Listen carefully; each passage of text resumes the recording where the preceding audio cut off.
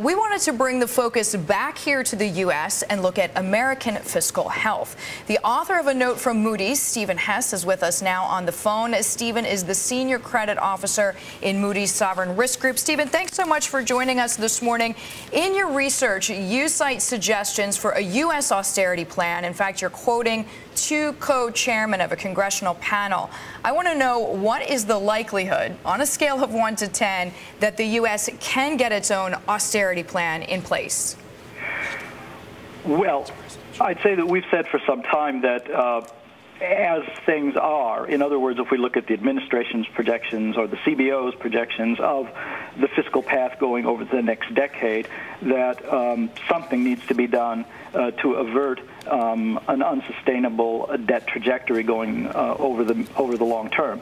The plan that came out certainly provides such a trajectory. You can argue over the details and the specific recommendations in the plan, but it provides such a trajectory. Now, your question was, what is the likelihood that this is going to be adopted? I would say the likelihood is very low that the plan will be adopted as it is. That doesn't mean that there won't be discussion over some of the specific recommendations, but overall, as in the UK and as in Germany, for example, where you've had a sort of big bang fiscal austerity plan that was put in place all at once, I don't think the U.S. system is going to do that. We might have a number of the individual recommendations taken up over time, but I don't think there's going to be one grand plan. That seems that the politics aren't there for that. Stephen, if the politics aren't there, if it's unlikely that these recommendations get adopted, doesn't that mean that we end up where you said we would end up, with an unsustainable debt trajectory? And if we have one here in the United States, what is that going to mean to the sovereign debt rating? Well, certainly over time, and I'm not talking about this year or next, but over the medium term, the long term, a debt trajectory such as laid out in official projections at this time could put pressure on the AAA rating eventually. It's not in the near term, but it depends on economic growth, revenue growth, various other things.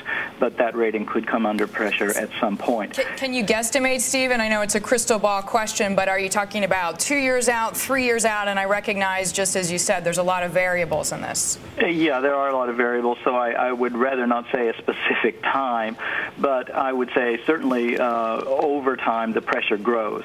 And where the tipping point is, I mean, we don't have a magic number for, you know, a debt ratio or something that automatically results in putting the rating on a negative outlook. So it's hard to specify the time. Stephen, we've been obviously talking about efforts to cut the deficit and ultimately get the debt under control. There's been so much discussion lately about currencies. How much of the U.S. sovereign debt rating is predicated or influenced by the U.S. dollar being the world's reserve currency? Well, certainly that is a factor in our analysis of the United States debt position. The U.S., unlike, of course, Ireland or Greece these days, has an almost unlimited capacity to tap markets at a reasonable rate. And in fact, as you know, U.S. Treasury yields are at near record lows presently, indicating that the ability of the U.S. to finance any deficits is almost unquestioned. That could change over time, and that might have rating implications were it to change, but we don't see an immediate threat to the role of the U.S. dollar. Over the long term, it certainly could be diminished from where it is now. Right now, we don't see anything that's going to change that role. Stephen, thanks so much for joining us. Stephen Hess, Senior Credit Officer from Moody's Sovereign Risk Group.